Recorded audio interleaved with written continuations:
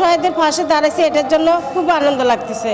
না হলে তো আমার মতো মা একটা মেয়ে তুলে দেওয়াটা অসম্ভব। চট্টগ্রামে আমরা বিএনপি পরিবারের উদ্যোগে গণ অভ্যুত্থানে শহীদ জামালের কন্যা তানিয়া আক্তার ও পার্বত্য জেলা খাগড়াছড়ি থেকে ঢাকা বিশ্ববিদ্যালয়ে ভর্তি হওয়া জপেল চাকমা এবং ক্যান্সার আক্রান্ত মাইশাকে প্রধানমন্ত্রীর পক্ষ থেকে শুভেচ্ছা উপহার প্রদান করা হয়েছে। আজ সকালে চট্টগ্রাম প্রেস ক্লাবের এস রহমান হলে আয়োজিত অনুষ্ঠানে তাদের হাতে এই উপহার তুলে দেওয়া হয়। অনুষ্ঠানে প্রধানমন্ত্রীর অতিরিক্ত প্রেস সচিব আতিকুর রহমান রুমনের সভাপতিত্বে প্রধান অতিথি হিসেবে উপস্থিত ছিলেন ভূমি প্রতিমন্ত্রী ব্যারিস্টার মীর মোহাম্মদ হেলাল উদ্দিন। এই সময় বক্তারা বলেন, আমরা বিএনপি পরিবার একটি মানবিক ও অরাজনৈতিক সংগঠন যা প্রধানমন্ত্রীর নির্দেশনায় দেশের বিভিন্ন সংকটময় সময়ে দুঃসময়ে মানুষের পাশে দাঁড়িয়ে কাজ করে যাচ্ছে।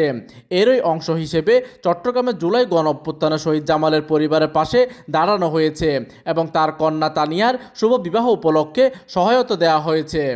অসহায়দের পাশে দাঁড়াইছে, এটার জন্য খুব আনন্দ লাগতেছে। না হলে তো আমার মতো মা একটা মেয়ে তুলে দেওয়াটা অসম্ভব।